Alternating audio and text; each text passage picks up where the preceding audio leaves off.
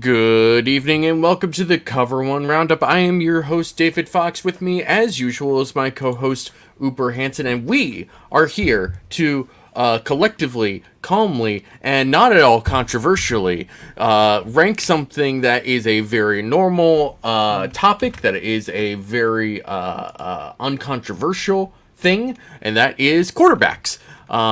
Historically speaking, a very typical thing. Not something that people get all worked up or riled up about or have strong opinions about. So we are going to discuss quarterbacks in every way that we can. We're going to be ranking quarterbacks, all the starting quarterbacks. Full disclaimer, we're not going to be diving too deep into rookies or trying to put them as part of the ranking because we have no idea what they're actually going to be like. We can talk about who we might like or whatever, but it's not going to be a majority of our time here, because there's a lot of other quarterbacks to talk about, some good and some bad, and it's gonna be an interesting night to say the least. But before we get too deep into stabbing each other's faces, Uber, how are you? Oh, I'm good. I'm ready for the stabbing. Yeah, today's just been quite the day. So I'm drinking a little bit of grape juice, I guess we'll call it, on the side here, which should only help this discussion. No, of course, obviously. I mean, there's nothing else that would be able to help you throughout this conversation, I think, other than maybe some wheat water. Is that how we want to describe that? Or yeah, sure, you can describe it however you'd like. Yeah. So we are going to be doing quarterback site. We're going to be talking about all of the starting quarterbacks. If there are multiple guys kind of pushing for a starting position, we'll talk about both guys, but kind of settle on one guy in particular that we think will actually win the starting spot, I guess. And yeah, we're gonna have a good time. We're gonna have a good time.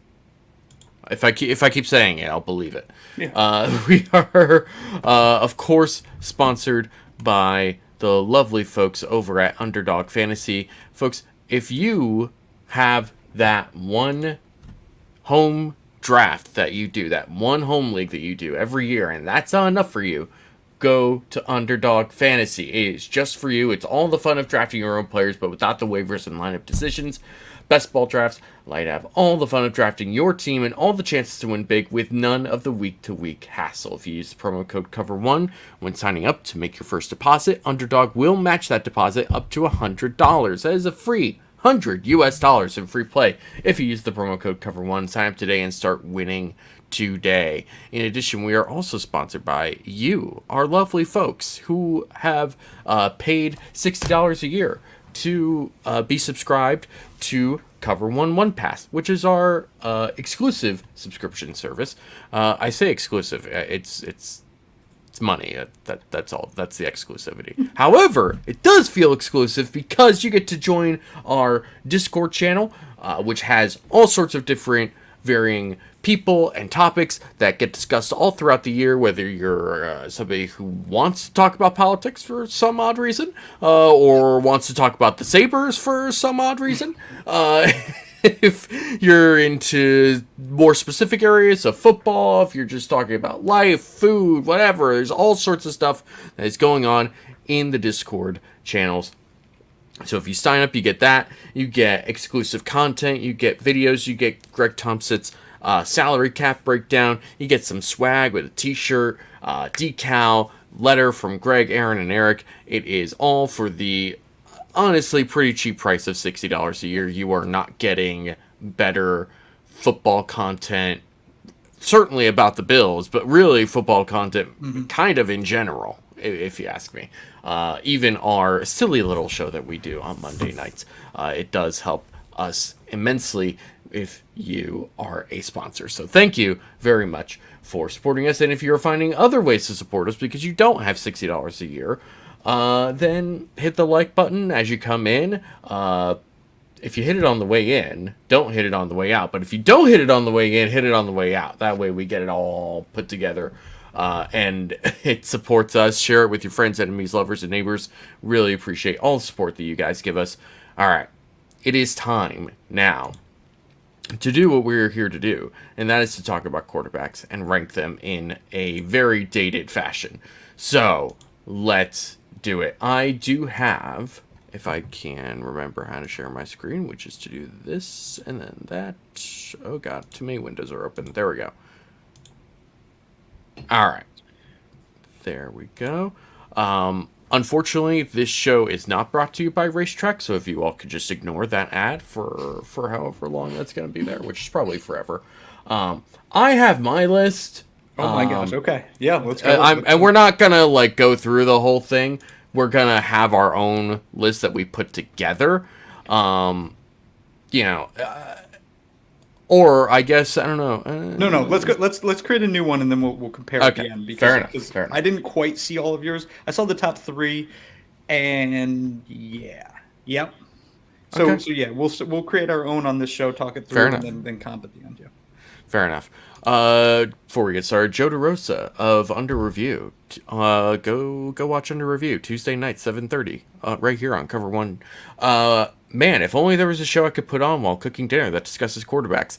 You know, that's why we're here. You know what I'd like is a show that reminds me to put away my freaking groceries when I get home from the store instead of just ignoring that and just leaving it out there for however long it was. I'm actually not 100% sure how long I left them out there. And we're going to be taking some risks this week whenever we make dinner as a result of that. T-Dog says, good evening, Uber and David. Josh is legit number 2 QB overall. I may agree with that. I may not. Who's to say? We are. We'll get to that very quickly, actually. John at Discontinued Foods. Oh, I love John. Says, happy Monday evening, gents. Looking super forward to this. This is accompanying my cleaning the kitchen. I am so glad that this show, we're the kitchen show, we're the multitasking show. This fits right up my alley. This is exactly what I love about doing a show like this. So we're going to go right into this. We're going to start at the top. I would just go in order, but this is such a discombobulated, nonsensical order of players that they have here, and it's hard for me to do that. So we're just going to go by order. Now, to break down the tiers for those who are listening later, who are not watching live, by the way, you can watch us live on 7 p.m. on Monday nights, just in case you didn't know. At the top, we have superstars.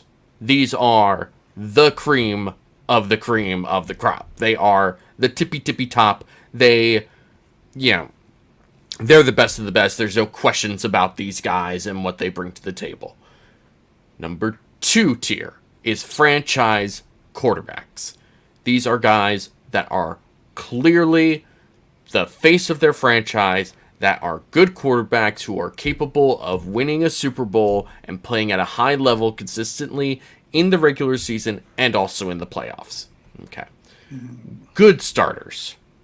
Good starters are guys that can be good for stretches, that, if things all work out around them, maybe they have a good chance of winning the Super Bowl, but, you could probably, there's room for growth. There's potential for you to find someone that's better. Now, those sorts of guys that would be better are guys that are going to get a lot of money. And good starters will get good money, but not quite the same amount of money or commitment as the other guys. Unclear what you are. This is pretty self-explanatory. There's some question marks about a couple of quarterbacks in particular that I want to talk about, because I think all of them, and there's 3 in particular that I'm looking at, I really don't know what to do with them. I almost made a separate category of guys that we think could be good or guys we think could be bad, but then that's just that's kind of differentiating too much, and I didn't want a 12 tier ranking on this. Purgatory, again, pretty self-explanatory. If this is your quarterback, you can do better. But you won't do better because you are too afraid of doing worse than what you currently have. So you are kind of just stuck in this place where you will be kind of mediocre and kind of lying to yourself and thinking, yeah, but if we just give him this, or we just do that and we bring in this guy, and then it's like you're 5 years later and absolutely nothing has changed. Then there's you have chosen poorly, which when I got finished making that particular list, was more than I thought there would be, which was actually kind of exciting to talk about. And then there's rookies, and we can just go ahead and fill that out now just to get some people on the board. We have Spencer Rattler with the Saints, Michael Penix Jr. with the Atlanta Falcons, Bo Nix, Jaden Daniels, Drake May, Caleb Williams, and JJ McCarthy. JJ belongs at the top tier. Okay, I didn't rank these based. They're all the same to me. They're all basically the same thing. No, I'm saying JJ belongs in the superstar. I understand. He is going to be the best quarterback in the NFL. I'm gonna stab you. This is why I don't reveal things to you, because you use them against me. So all right. Yeah, we're gonna start at the top now. Now that we've cleared the rookies out. Is there anything you want to say about any of the rookies in particular? I love that we're separating the rookies and not trying to fit them in here, because even like people talk about Caleb Williams like he's the second coming, but we have literally no idea what any of these guys are going to be. There's been guys that have completely flubbed their rookie seasons. There's been guys that have completely succeeded. And the idea that we can rank them before we see them take one snap of NFL football is absurd. I don't know how you can put them anywhere else other than their own category of like, we'll see when we see. Yeah. And there's obviously guys that I feel better about, whether it's because I feel better about them as players individually or because I feel good about their situation. Yeah, someone like Caleb Williams, I actually feel good about both, because I really liked him coming out and going to a situation like Chicago where there's a lot of receivers and some running back help. Like, it's a pretty good place for a rookie to end up, which is probably the first time that's ever been said about a Chicago quarterback, which is, exciting for them. But at the end of the day, we just don't know what we're getting from these guys, and we don't know when they might start. We don't know how many starts they'll have. We don't know if they'll even stay healthy. I mean, somebody, God forbid, might get injured during the season or even before the season starts. We hope that doesn't happen, but stuff happens in the NFL. So we are going to move on from that, and we're going to talk about the first tier, which is superstars. And I think we can all agree there are at least two guys at the top of the list. And that is Patrick Mahomes II, Patrick LaVon Mahomes II, and Joshua Patrick Allen. These two are the best of the best.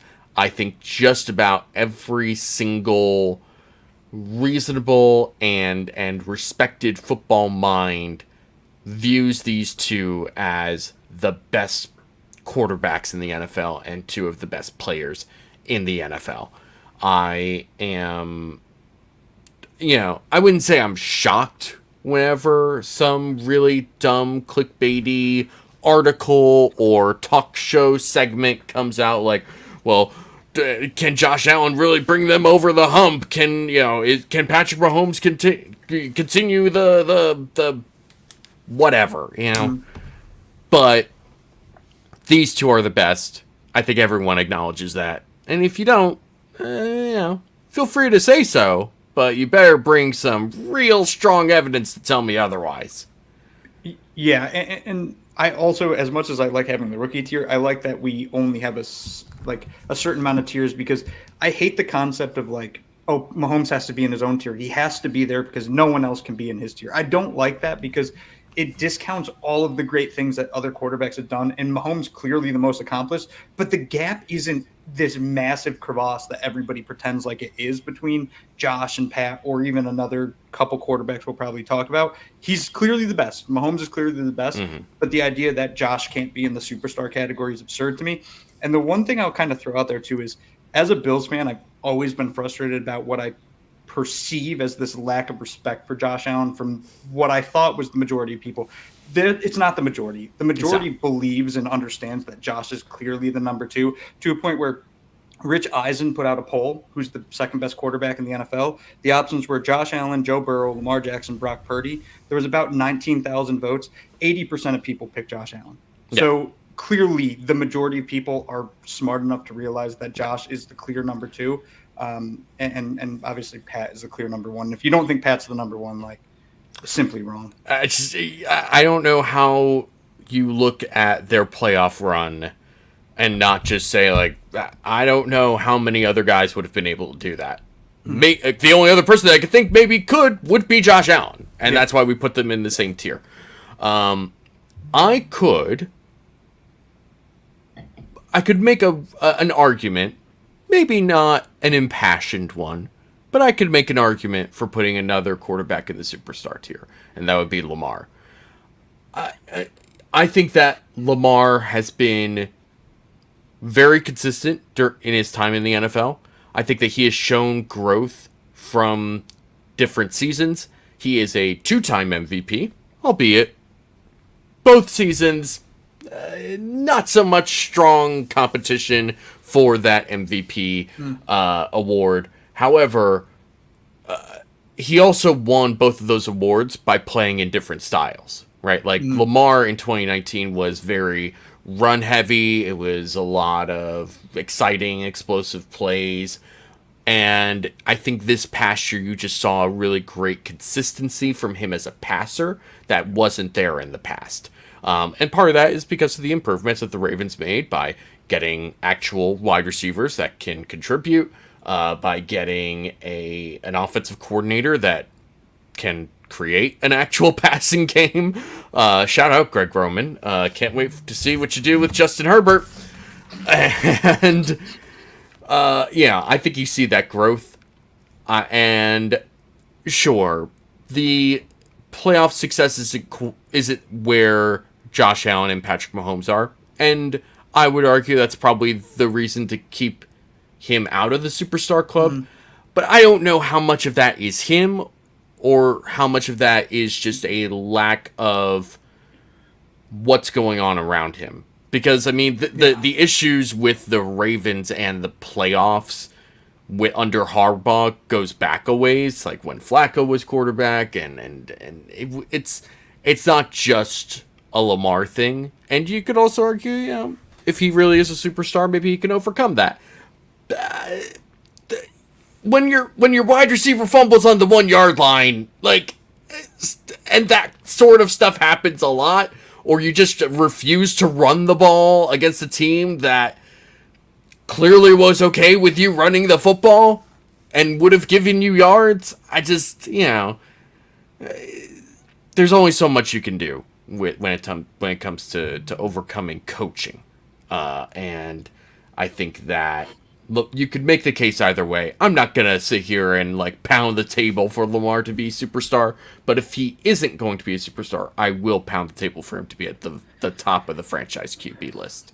Yeah, Lamar's my number 3, has been my number 3 for a couple of years now, and I think he deserves to be in the superstar category. That being said, like, Mahomes has no questions. He's answered every single question. And the questions around Josh Allen have to do more often than not with his team or the team success, not the Josh Allen success. So Josh, to an extent, as an individual, really has no questions to answer.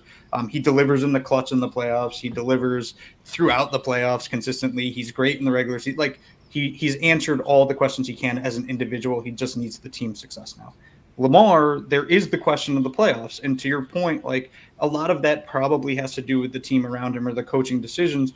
But I would like to see Lamar just dominate every once in a while, more than once in his postseason career, which happened this past season in their first game of the playoffs. But he's still a superstar, dude. He is so freaking good. And I think that Lamar, a lot of Bills fans don't respect Lamar because they have that controversial issue with the MVPs. He's absolutely a superstar quarterback for sure. I'm putting him in superstar then. All right, let's see. Where is he? There he is. There we go. We could look at some comments here. Chill Will says, I think Josh is as good, if not better, than Mahomes talent-wise. The thing that puts Mahomes ahead is his consistency. 100%. I agree. You still get one or two games where Allen just sort of poops the bed. And, there's certainly down games from Mahomes. That Christmas Day debacle against the Raiders that they had this past year was a travesty. I think if I went back and watched that game, I'd probably be like, Mahomes is probably trying his best with what's going on around him at that point. My name is Jeff says, PFF has Allen fourth behind Burrow and Lamar. Is that true? Wasn't he like the upcoming season? He was the number one rank last year, but they might be downgrading him simply because of the Stephon Diggs loss. Fine. I'm not gonna fight about that. I don't. Whatever. Let's see. John at Discontinued Food says, everyone knows Josh Allen is second best quarterback in the NFL, but what I will attempt in the 17-minute morning show monologue is, what if he isn't? Yeah. Fair enough. T-Dob says, Josh was dialed in during the 13-second year. Every talking head said that was the best game ever. Wild card whooping of the Patriots was incredible. Josh, I feel like people forget about that. Yeah. I feel like people forget about that perfect game. And I remember once someone being like, oh, Josh Allen is your second best quarterback. What, has he even had a signature moment? What's Josh Allen's signature moment? I'm like, he scored on every single drive against a good Patriots defense. Really good. A really good Patriots defense. That was not some, ho-hum whatever team. It was a kind of whatever offense with a rookie quarterback, but they could still run the ball well. That defense was really good. And he whooped them the entire time. I mean, there was still, he had great stats in that game. He probably could have had more because there were one or two drops, I want to say, in that game. Yeah, I think two, yeah. Yeah, just insane that just gets completely overlooked by people. His touchdown pass to Tommy Doyle lowered his passer rating from perfect to less than perfect because it was 1 yard pass, so it lowered his passer rating. That's so stupid. One passer rating, I could go on a whole spiel about how I won't do that, but that's how good he was that game. He was so perfect that a 1 yard touchdown pass was deemed as less than perfect. That's crazy. Just Tip Canoe says, are we going to rate quarterback mustaches someday soon? You know what? When we get to the bottom of the barrel in terms of what we can think of for content during the offseason, maybe we'll include quarterback mustaches at some point. Yeah. Who knows? Other ideas. Listen, it gets pretty dry around here in the off season. It's tough. The world is rigged. Says Mahomes is only the best because he had better teams and coaching around him. If you look at the playoff number and add rushing stats, Josh is slightly better in some major categories. Mahomes has had some good teams. He's also carried some of those teams. Last year was probably definitely the best defense that he had, because most other years he's carrying a pretty roughshod defense by the ear, basically. You are coming with me. You will not stop me from greatness. Of course, then last year that kind of got flipped on its head a little bit. Mahomes was still great for them, but the rest of the offense was just kind of a mess. BK says Lamar has as many AFC Championship appearances and divisional wins as Josh Allen. Is that? Yeah, I guess that would be true. Yeah. Again, team stat. It is. Yeah. If you just go look at how Josh has performed in the playoffs compared to Lamar's, it's embarrassing the difference between the two of them. So we can sit and talk dude, Brock Purdy just made a Super Bowl, or what, his second Super Bowl, or first? I don't know. Well, either Something way, like that. Brock Purdy just made a Super Bowl. Right. Brock Purdy's not better than Lamar Jackson. He ain't better than Josh Allen. So, yeah. All right. Are we ready to move on to the next tier? Is there anybody else that you're putting in superstar, first of all? Is there anyone you want to argue for superstar? The one guy that we're probably going to talk about first for franchise, I think has some deserved reason to be in superstar, but Sure. I would probably put him in franchise too. And there's one big glaring reason why I'd put him there. Okay, go ahead. It's Joe Burrow. Yeah. And Joe Burrow, as much as like I do give him grief for some reasons, like he's phenomenal. He is the line between superstar and franchise, and the reason for that mainly is his injury. Like he can't stay healthy, and so to some extent, like to be a superstar quarterback, I want you to be healthy regularly. And I know Lamar hasn't done that, but Lamar's done it enough where even when he's like, even if you take away his health, he's been better than Joe Burrow, in my opinion. Yeah. And then Joe Burrow, even in the playoffs, like I know he made a Super Bowl, but if you go back and look at that run, you can not tell me Joe Burrow was the reason. You can tell me Evan McPherson was, but you cannot tell me Joe Burrow was. Like that's people use that. Joe Burrow has been in the playoffs. Joe Burrow has beaten the Chiefs. He's been to multiple AFC Championship games. It's like, okay, like that Titans game was not very good for them. Yeah. That Raiders game was like okay, I guess.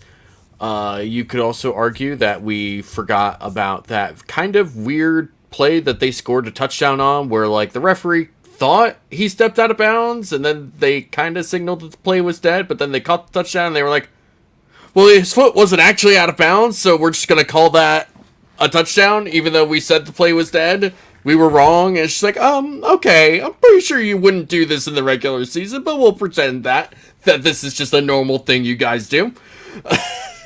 And then, in the Chiefs game, in that first AFC Championship, like, they were bad in the first half. They did come back in the second half. Like, they had to overcome a pretty significant deficit, but it was also because the Bengals defense just completely put Mahomes in a blender. Like, to the point where that was probably the biggest meltdown of Mahomes himself in a playoff game that I can think of. Like, the Super Bowl they lost to Tampa was more about the fact that neither of their starting offensive tackles were healthy, and the Bucs just found a way to just continually pressure him, and Mahomes was still out there making plays and trying his best, and for that particular AFC Championship game against the Bengals, that was just a mess for him by the end of it. And then the second AFC Championship game against them, Burrow played fine. He played well. I wouldn't necessarily say it was like an overwhelming performance either. So, I think that there are... Listen, I say all this to say, Joe Burrow is a great quarterback, and I love Joe Burrow. I love his attitude. I love his fire and what he brings to the league as just this different personality, right? But there are some limitations to him, and I think that he is somebody that has been given a lot of good players around him. Obviously, having Jamar Chase and T. Higgins and Tyler Boyd.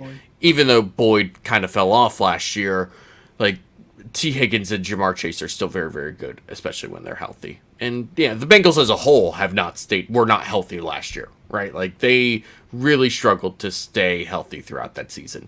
But Joe Burrow, like you said, also has to stay healthy. And it's good that you brought up Lamar as part of that discussion, because Lamar has also had injury issues. But in between seasons where he's had injury issues, he's been an MVP twice. And Burrow, has he even really like scratched that conversation? He in 2022, he got the same amount of votes as Josh, but they were so far behind. God, my brain's not working. I can't even remember who won it in 2022. Mahomes. Yeah. So it was inconsequential at that point too. And again, the question marks that exist for Lamar Jackson in the playoffs, they also exist for Joe Burrow. And I think that people just completely forget that because Burrow made the Super Bowl, and Burrow made the Super Bowl mostly on the back of his defense. And you talked about that Titans game. They won 19-16. Joe Burrow had no touchdowns and an interception. Again, They gave up 16 points. If the Bills gave up 16 points, like that was the average they gave up in every single playoff game, Josh Allen would be 9-1 in the playoffs. Like, I don't know how Bengals fans can just choose to dismiss that and pretend like he's Joe Cool, this incredible playoff clutch quarterback. He's very, very good. Very good. And he's had the Bills' number. Absolutely. He's beat him twice. Yeah. Beat him pretty easily twice. But at the same time, like, there's a lot of questions for Joe that go to the playoffs and they go to health. And there's just too many questions for me to say that he deserves to be in that same tier as Mahomes and Allen and Lamar. I wholeheartedly agree. So we're gonna keep Joe Burrow in franchise quarterback at the top of that particular tier. This is where things start to get a little interesting. Who I'm gonna have you go. Yeah. And I'm gonna have you make a case for who should be behind Joe Burrow in this tier. Oh man. You're not. I don't think you're gonna like this one. That's fine. Dak Prescott. Oh, okay. Yeah, I'm okay with that.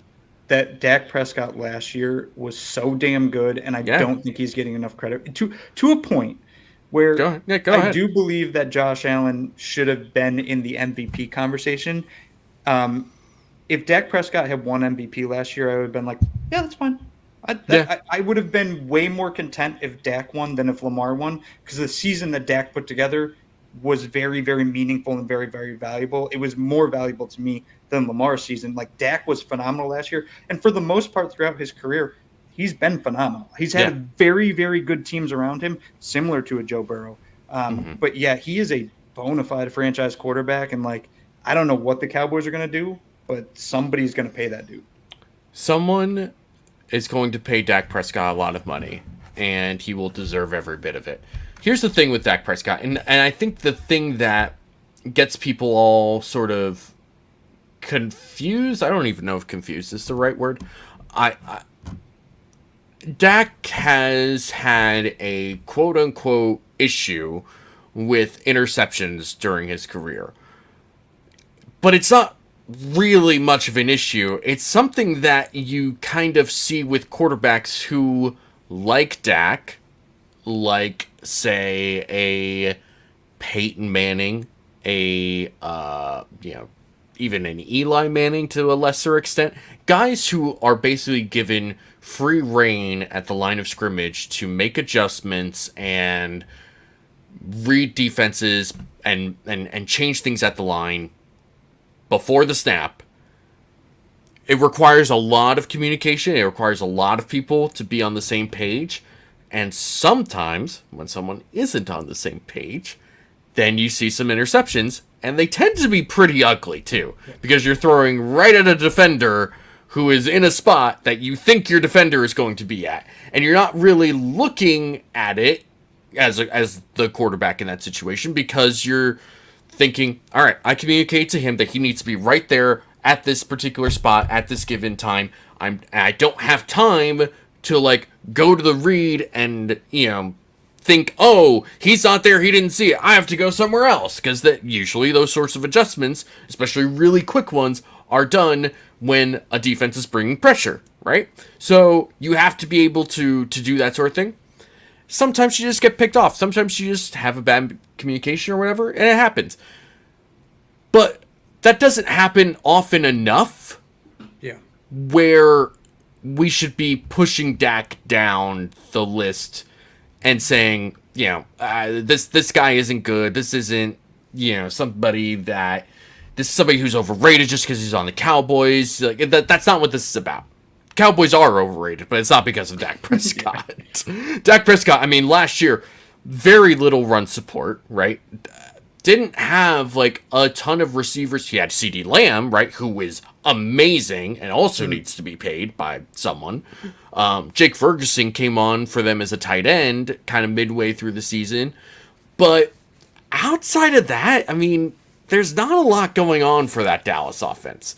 And he still manages to find a way to make it work and be consistent throughout the whole season, right? He's a very impressive, very intelligent quarterback, very accurate, knows what to do, always has command of the football, always has command of his offense, Guys look to him for leadership. He's been on that team for a long time. I think that Dak is overhated by too many people, and I think that he is a really, really good quarterback. Probably and truly, like, top 5 is not a crazy thing to say, I think. Yeah, in definition of a franchise, he's a franchise quarterback. Yes. Like, he is a franchise quarterback. I can't see a debate other like you can't put him in good starter. He's better than that. No, he's absolutely. Yeah, definitely. All right. Okay. I'm trying to think. There's a couple of guys. Do we want to just like throw names out there? Do we want to just put them in the Put him on the tier? Get him on the, okay. Yeah, get him on the okay. So yeah, I'm gonna put a guy up there. You tell me yes or no. Okay. So we'll do C.J. Stroud. Oh man, Franchise guy. I put out a rating, I think in March or something, and I had C.J. Stroud as my QB4 actually. Okay. But as I've thought more and more about it, I'm comfortable with him being in franchise quarterback. Okay. I still need to see more. Like one That's season, fine. I need That's to see fine. more. I think it's very reasonable. So we will kind of say that he's more towards the lower end of this. Okay. Yeah. Stafford. This is tricky only because of age, right? That's the only reason. Yeah. And so let's exclude age from that, right? Because we're not really talking about like, oh, how long is this guy gonna last? We're talking about like, this is somebody who was a franchise guy in Detroit, and other than one real down year with the Rams, he's been money for them as well. And last year was probably his best year as a quarterback, which is saying something. He was good. He was really good. I probably have him in the lower end of franchise quarterbacks as well. That's and fine. it's funny. I always forget about Matthew Stafford. I don't know why or how. I always forget about him. I think it's just sort of, you think of the Rams, and I think people tend to think of Sean McVay first. And because Puka was just such a crazy story last year, I think that also takes a lot of attention. You're like, all right, Stafford was also on this team and had just like an amazing season. Like, that's crazy. Okay. Okay. Justin Herbert.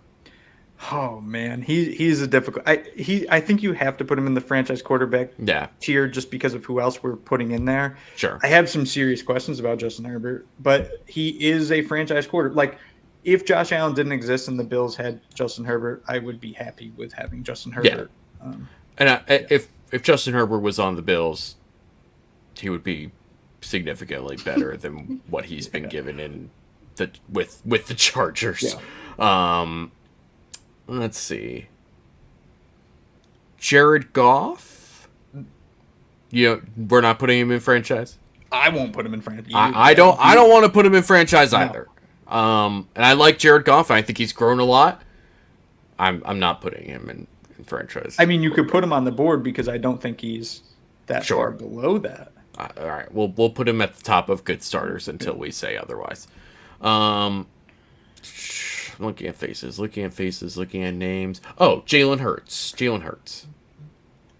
So I'm going to leave this one to you. Okay. I can see an argument for the 2-tier franchise quarterback or good starter. I would put him in franchise just because he's been pretty damn good the past 2 years. Yeah. I couldn't, like, if you're going to put CJ Stroud in franchise, I can't take Jalen Hurts out of there. Like, but I don't know. You have more insight on the Eagles than I do. So. I think that he is kind of on that line, essentially. I would lean towards franchise guy because I think that he's been very consistent, and I think that, despite the collapse that the Eagles had last year, which, he got hurt partway through the season and tried playing through it. It clearly didn't work. The whole team just sort of melted down around them last year. it was just a mess from top to bottom where they were just basically lifeless for the last like month and a half of the season. Some of that's on Hurts. It's not to excuse him or anything, but it also wasn't exclusively Hurts. And it wasn't exclusively players. It was like the coaching staff did nothing, essentially, seemingly, at least on the offensive side of the ball, to change things when things started to go awry. So and you look back to the year they went to the Super Bowl, like, it wasn't just that was a great team, which it was. His performance in the Super Bowl was incredible, phenomenal. Yeah, he outplayed Mahomes. Mahomes. Yeah, he did. And if it wasn't for a pass interference call at the end, which, you could... Is it by the rule? Yes. Should it have been called? Sure. Is it ticky-tacky a little bit? Yes. Maybe read the situation, but whatever. Mm-hmm. If that doesn't get called and Hurts gets the ball back, I think the Eagles win that Super Bowl. Yep, I'm with you. And I think that having that sort of confidence in someone kind of makes me lean towards franchise. Yeah. All right. I'm gonna do one guy, and then we can get to the two guys that we know are going to be an issue for us. So, what do you want to do with Jordan Love? I knew I knew that was the name. I don't. He can't. He can't be a franchise guy for me yet. Like, so I get it. I understand that. I get it, and I'm not saying I totally disagree, but like, oh, he's so good though. He was so good down the stretch, and I think that I think some of the hesitation. Correct me if I'm wrong. Some of the hesitation with Jordan Love, besides the fact that he's only been a 1-year starter, right, is that for the first half of this season, this past year, that Packers offense was not good. Yep. I mean, it was kind of a mess, and I think that really probably had more to do with the lack of experience at receiver than it did with Jordan Love necessarily. To the point where some of those receivers were putting themselves in such bad spots and positioning that it made Jordan Love look like a worse quarterback than he actually was. Yeah, I mean, I think that's fair. And I think actually, surprisingly, like, Jordan Love and CJ Stroud had comparable seasons. In different ways and different strategies. Yeah. But I think they were comparable. My difference is CJ Stroud was a rookie. And so it makes what he did more impressive. And the arc he can have is more exciting, the potential for him. Where Jordan Love was in his fourth season. Like, now he's going into his fifth season. So I expect him to be better. And he was very good last year. He was legitimately very good last year. But I have to see it again more with him than I have to see it again with CJ Stroud. And that's where my hesitation is.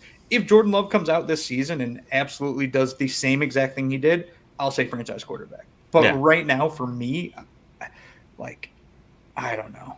I mean, he had 4,000 yards, 30 touchdowns, 11 interceptions. He was damn good last year. He was very good last year, and especially down the stretch. And I think that for some people, the recency bias with him is a little strong, right? Where, I think people look at that Dallas game and they look at that score and just remember how aggressive that blowout was. I think there's also, I remember that game and I kept thinking, like, there are a lot of really wide open receivers, not even just like a little wide open, like 10, 20 yards of separation. And some of that is the Dallas defense just not being where they need it to be. I think a lot of this is just Matt LaFleur being a really genuinely great play caller and play designer. And I think now that this is his first year as a head coach, as the play caller for this Packers offense, where he doesn't have Aaron Rodgers as his quarterback. And you see it because you see so much more creativity on this offense. And it's so fascinating kind of seeing LaFleur unchained by one of the best quarterbacks of all time, which is a very weird statement to make. That, like, this really great quarterback in some ways was just holding back what was potentially a really fun and creative offense. And now that he has Jordan Love, who has all of these physical tools and can throw at different angles, I'm going to put him as a good starter, but I'm going to put him above Jared Goff. Fair enough. One more, and I just found this stat because really, truly, C.J. Stroud and Jordan Love had very similar seasons. Yeah. And I just kind of ripped on passer rating, how stupid of a stat it is, but I'm going to use it here just because I think it's funny. Jordan Love in the wild card round had a passer rating of 157.2. C.J. Stroud had a passer rating of 157.2. In the divisional round, Jordan Love had a passer rating of 72.4. In the divisional round, C.J. Stroud had a passer rating of 72.2. The only thing that differentiated them was 0.2 points in the division round when it came to pass. Like, they were essentially the same quarterback in the playoffs and throughout most of the regular season. Yeah. Yeah. And when you think about both of those games, that tracks, right? Like, that makes sense, and kind of how I thought about those games when they happened. Yeah. It was very interesting. Very interesting. I will say I forgot to put one quarterback on here, and that is Michael Pratt Jr. as one of the rookies. I thought you were saying Tyson Bagent deserves. I mean, duh. I mean, a superstar Tyson Bagent, obviously. I legit had to look up who that was. I was like, who is this giraffe-looking motherfucker? Like, I can't. And I was like, oh wait, this is Bagent, isn't it? And I was like, I'm not talking about Tyson Bagent tonight. No. All right. So we're gonna do this. We're gonna talk about Trevor Lawrence. We're gonna talk about Tua. Yeah. So, who do you want to argue about first? Dude, because I have one in this tier and one not in this tier, I'm gonna go with the one I have in this tier, and that's Tua. I think Tua belongs in this tier. In franchise QB tier, is that what you're saying? No, hell no. Oh, okay. No, in good starters. In good starters, okay. Yes.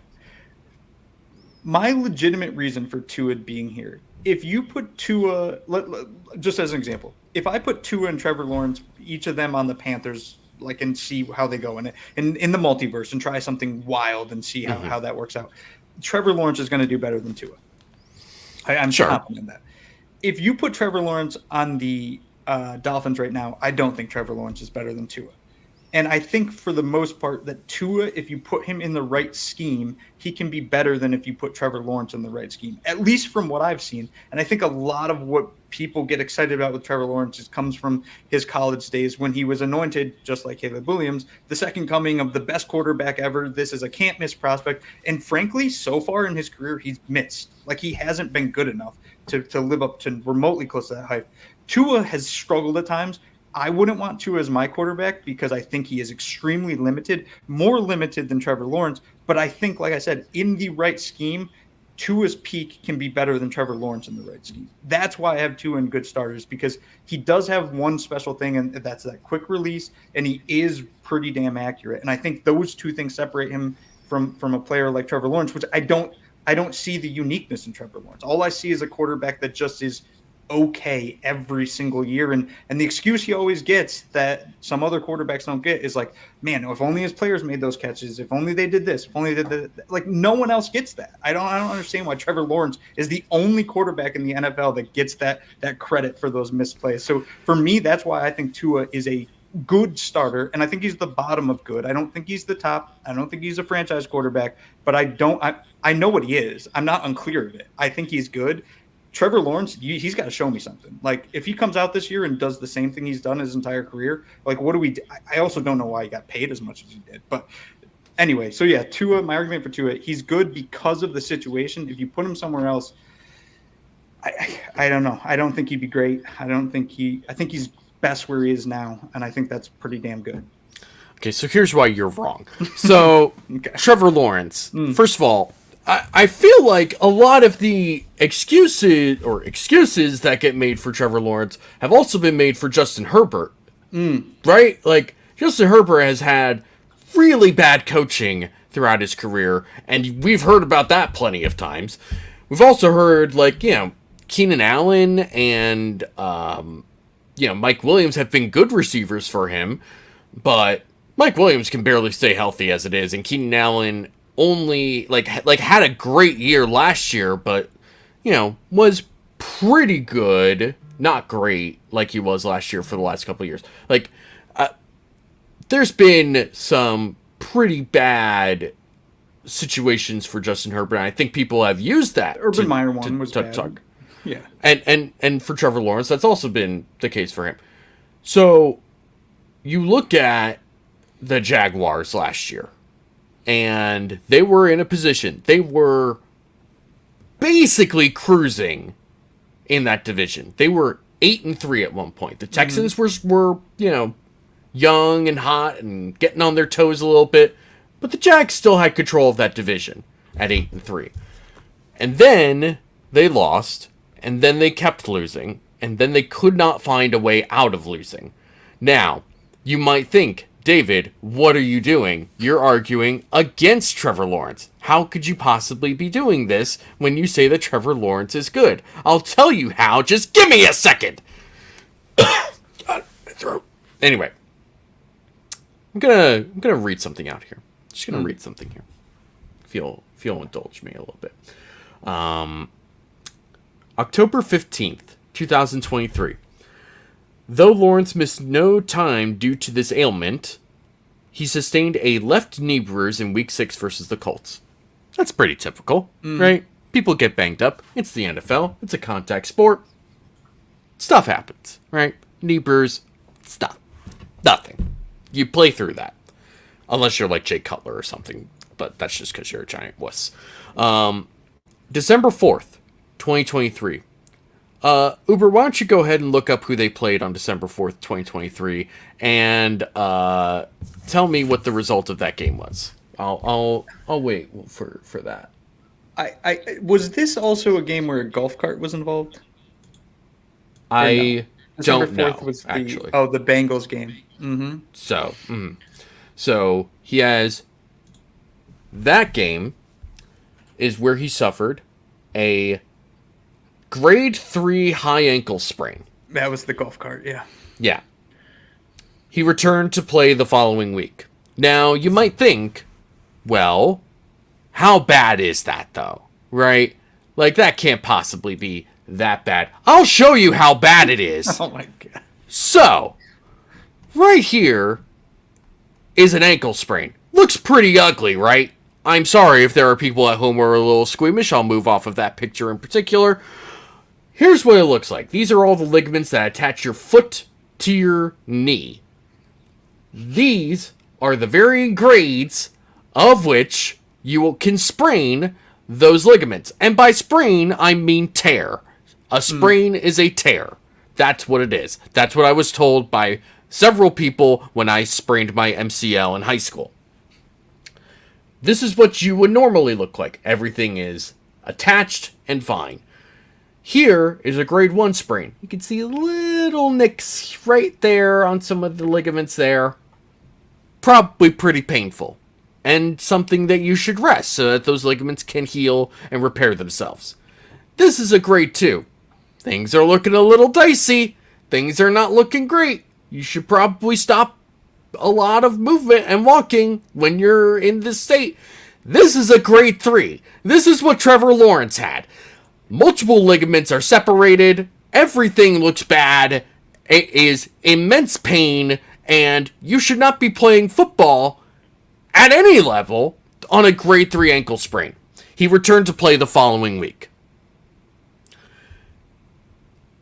On December 17th, 2023, Lawrence was revealed to have been placed in NFL concussion protocol following a Week 15 game against the Ravens. He was able to return to play in the Jags' next game. So, basically miss a whole week of practice after playing the Ravens. Okay. December 24th, 2023. Christmas Eve, you might say, for some people. Lawrence left in the fourth quarter of Week 16 versus the Buccaneers due to a sprained AC joint. He missed one game. The only game that he missed during that season was a game in which he had to rest his shoulder. The only thing that prevented him from playing in a game was an injury that affected his shoulder, where he literally could not throw the ball in a comfortable way with his shoulder. That was it. He played through his ankle barely hanging on to his knee. And we're going to sit here and act like the Jaguars, with what they had, was perfectly fine and reasonable? What did that offense do? Did that offense help him at all? Did that offense do anything without him? They didn't. Did the defense do anything without him? They didn't. They sucked. They all sucked. And yeah, Trevor Lawrence wasn't great down the stretch, but if your foot was falling off, I think you would be feeling pretty bad too. And you'd probably be struggling to throw a football when your offensive line can't block for you. If you put Tua into that situation, they won't collapse from that spot. Because they won't be in a position to be able to collapse. All very, very good points. I know. Prior to that Bengals game, which was the golf cart game, yes, where he did not have a golf cart. He had to walk off the field. They just couldn't get him, and he could barely move. So, yes, I understand the severity of that injury, and I was stunned that he was going to play the following week. That just blew my mind. So, very crazy. Kudos to him for that. Prior to that injury, he had 18 touchdowns on the season and 11 turnovers. Yes. That's not good enough. In his career, he has 69 touchdowns and 60 turnovers. That's not good enough. That touchdown to turnover ratio, and I know that's a singular stat, but dude, he's almost 1-to-1. That's legitimately 1-to-1 is bad now. That's bad. Back in the 1980s, that was great. At points, you could be John Elway and you could have a 1-to-2, and you'd be like, oh my God, he might win the MVP. But at this point in 2020 and 2024, if Trevor Lawrence comes out this year and does what he does most years, and he's like, I'll have 22 touchdowns and 17 turnovers, what am I supposed to say about it? Oh, yeah, well, he didn't have the receipt. He also had Christian Kirk, Calvin Ridley, Evan Ingram, Travis Etienne, and Zay Jones for whatever Zay Jones is. That's not horrendous. And I look at him as a quarterback, and I'm not, every single time I watch him play, I'm like, ugh, it's fine. Nothing excites me about that. Where you brought up Justin Herbert, for instance, too. Herbert at times makes me go, oh my God, this kid is so freaking good. And in fact, Justin Herbert on his career has 125 touchdowns and 48 turnovers. So almost double the touchdowns and less turnovers. Herbert is clearly better, which I'm not saying you were saying Trevor Lawrence is better than Justin Herbert, but he's significantly better than Trevor Lawrence has so much to prove to me. And I just haven't seen anything from him yet that said this dude, he's so far away from a franchise quarterback for me right now that I can't, in my head, I can't put him in good starter because I don't know what he is. So I can hear your argument on Tua. Where I could put him unclear what you are, but I think both of us know what he is. He's not. No. I know what Tua is. I know exactly what Tua is. He is a quarterback propped up by everything else around him and offers very little to the table that other quarterbacks couldn't. We'll bring our buddy Brock up here too. I'd love to bring Brock Purdy up. Where are you going to put Brock? I'd love to bring Brock Purdy up, who I also think is generally overrated by quite a few people in here. Yeah. You put Brock ahead of Tua? I put Brock ahead of Tua for one thing and one thing only. Mm. One, to piss you off. But no, the real reason, first of all, Tua and Brock are very, very similar. They play in similar styles of offense. They are both, I think, generally carried by the scheme and the talent that is around them. In Miami, you have Tyreek Hill and Jalen Waddle. And you also have Devon Achane and Raheem Mostert as a run game. In San Francisco, you've got Christian McCaffrey, Brandon Ayuk, Deebo Samuel, George Kittle, Kyle Shanahan, Mike McDaniel as their play callers, etc. So very, very similar, right? And so, okay, well, let's look at stats. I mean, statistically speaking, Brock Purdy was incredible. Brock Purdy was good. Brock Purdy was very, very good. Christian McCaffrey was Offensive Player of the Year. and Brock Purdy wasn't. So, that's part of the equation. Okay, so they're kind of similar in that regard. Tua led the league in passing yards. Can't discount that. It was a lot of passing yards too. And for a team that also had the league's rushing touchdown leader in Raheem Mostert, that's pretty significant because that means that Tua is getting his team into a position to score touchdowns, even if he's not the one who's doing it, right? And that's fine. It's a team game. That's part of it. That's part of the equation. So what else can we look at? Well, let's look at the playoffs. Both of them kind of sucked. Brock Purdy was not good in the playoffs. In fact, he was pretty bad. Yeah. He was bad in all three of those games. He was so bad against the Lions that one of their best plays for the Niners on offense was a play that should have been intercepted. It just happened to bounce off of Kendall Vindor's hands and land right in Brandon Ayuk's and set them up for a goal-to-go situation. Bonkers. And then they go into the Super Bowl and he poops his pants and Juwan Jennings has as many passing touchdowns as he does. A wide receiver. Wide receiver 3 for their offense. Good player. Like Juwan Jennings a lot. That's not somebody who should be, competing for touchdown passes. Just, that's not what we should be doing here. All of that to say, what Brock Purdy can do that Tua has shown so far throughout his career an inability to do is create outside of structure. Brock Purdy can move around. He will take chances. He's gotten away with a lot of risky throws, I think. And I don't know how he does it. And I don't know how he gets so lucky in those situations. And it kind of pisses me off sometimes thinking about that.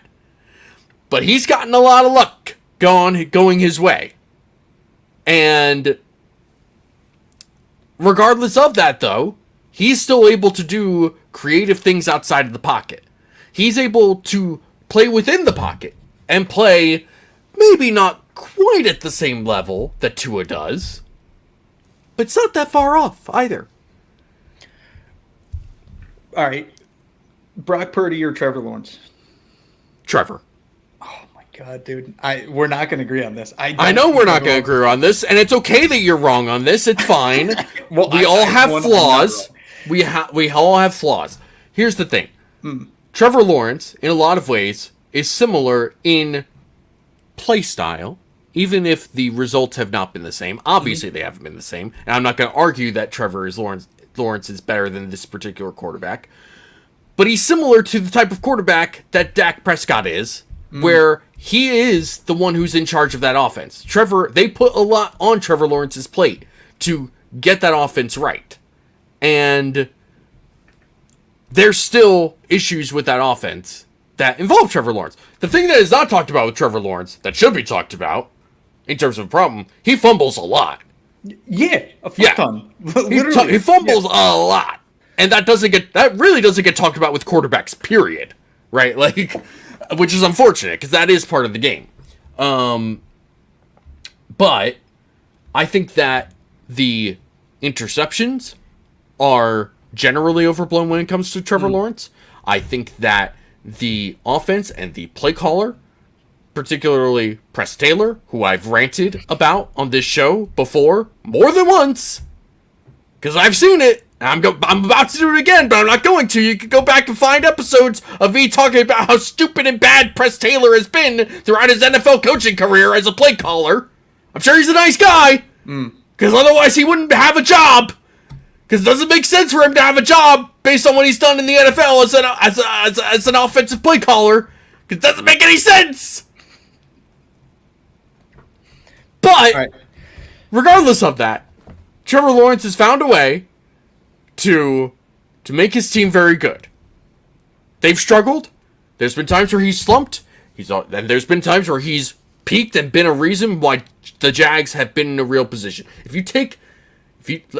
Just like you said, if you put Tua in this situation in Jacksonville, they are not in a position to do what they did. No, I agree.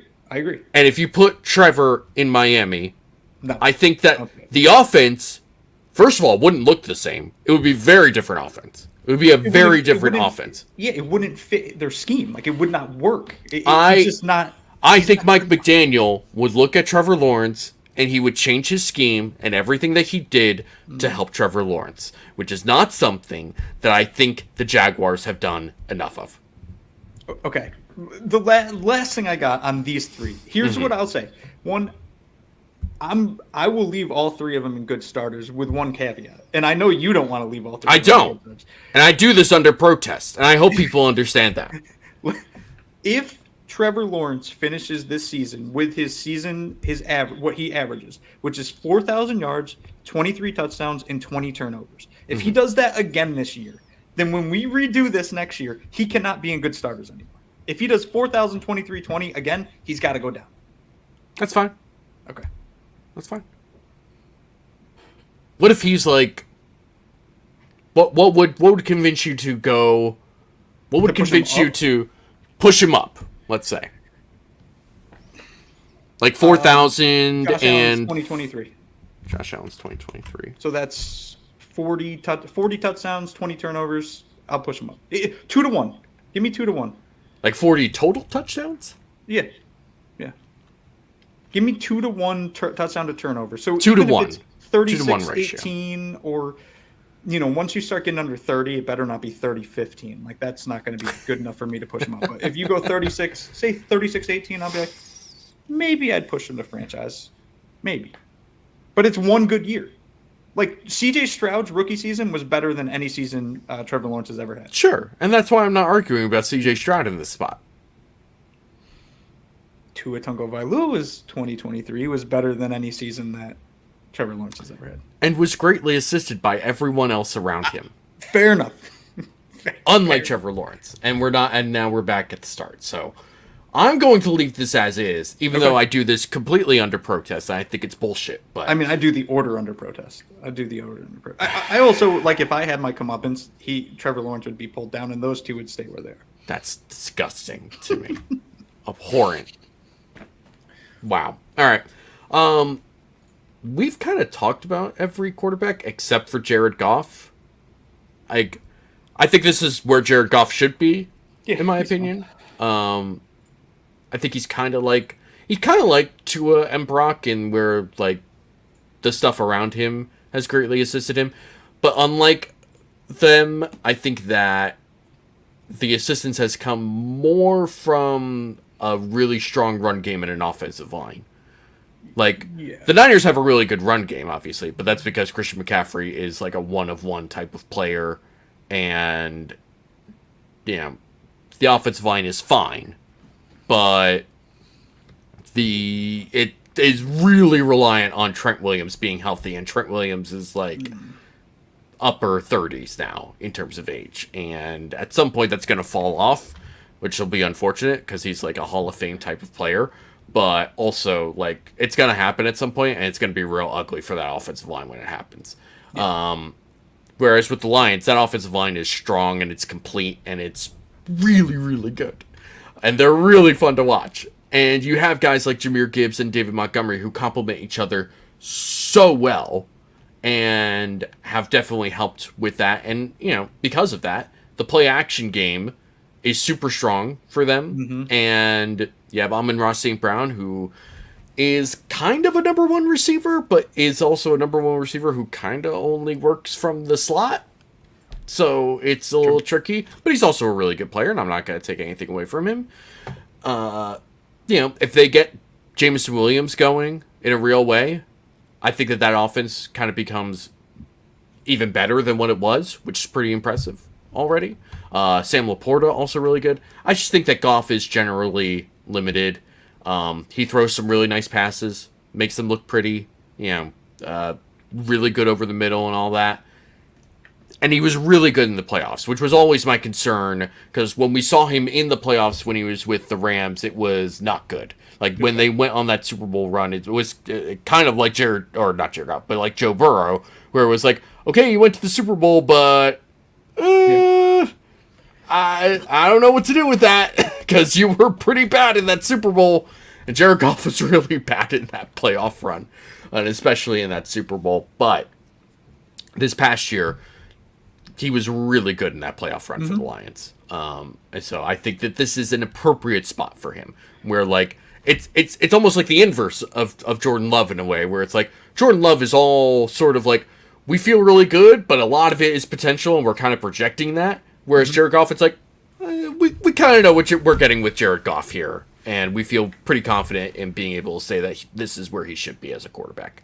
Yeah, I think those first two tiers, those players in there, I'm confident in saying you can win because of them.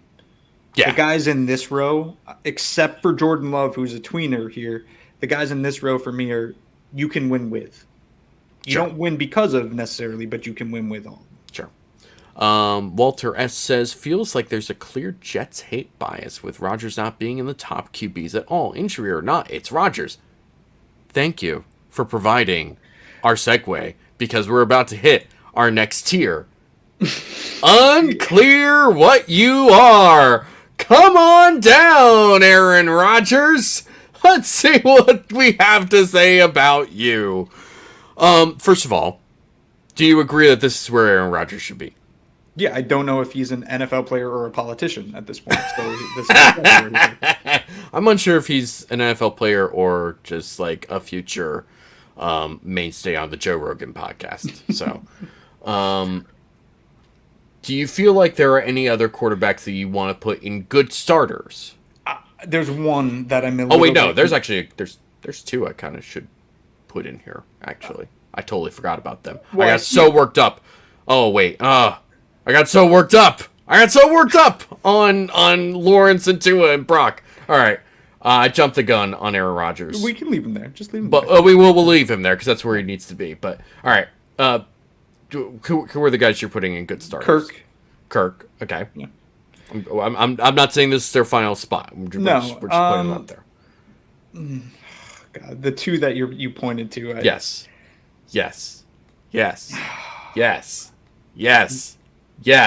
Like, I don't know. I want one of them there, and I want one of them not there, and I don't know which one. Okay. Oh, so Geno and Kirk. Are those Sure. the two you're looking at? Yeah. Oh wait, Geno and Sorry, Kyler. Yeah, Kyler. Kirk's already up there. Yeah. Dude, I got no. I don't think all. Jeez, I don't know what Kyler Murray is. I don't know what he is. You don't know what? Do you want to put him in unclear? He can be so damn good though. He can be. That's the thing. And like, I like Kyler Murray a lot. I really do. And I say that as somebody who did not like him a lot coming out of college. I thought that was like, we're really taking some risks here with drafting somebody that's Kyler Murray, right? But he was really talented, despite the shorter frame, which was obviously a concern and still is. He was still built really well, right? Like, he's pretty thickly built despite being smaller. Yeah. And he can run really well, and he can improvise really well, and he has a legitimately strong arm that isn't just like, hey, let's just, throw heaters all the time. He knows how to change different throws to do different things. And I think that kind of languishing with Cliff Kingsbury to start your career is it's not the worst way. There's been worse ways to start an NFL career. It's also not a very good way. Like, those Cliff Kingsbury offenses were just whatever for the most part. And I think that something that makes me feel excited about Kyler is the fact that he played well last year coming off of a torn ACL. Yeah. And it was pretty impressive for him to come back from a torn ACL, play, and also play well. It may not have been a lot of wins for the Cardinals, and I get that. I think adding Marvin Harrison Jr. and another year with this offense with Drew Petzik, who I really like as an offensive coordinator. I watched more Arizona Cardinals games last year than I actually thought I would, because after like the first 2 weeks, I had seen a good amount of the Cardinals. And I was like, this offense is actually kind of interesting. Like, that they're doing some really good stuff. That Cardinals run game is very real, and they were very good last year. And I think that was without Kyler Murray. You were doing that with Josh Dobbs for most of the season. And I think that Kyler is just a really unique player, even if he's not the best player. I'm not going to put him as like a franchise guy necessarily, but I think he's a very, very good player. Yeah, the more and more I think about like he's a weird guy too, like his off the field stuff, like not off the field stuff, but like his work ethic seems a little questionable. So I'm gonna set that all aside, just look at him from a talent perspective. There's only one player in that good starters row that I'd consider taking over him right now, and that's Jordan Love.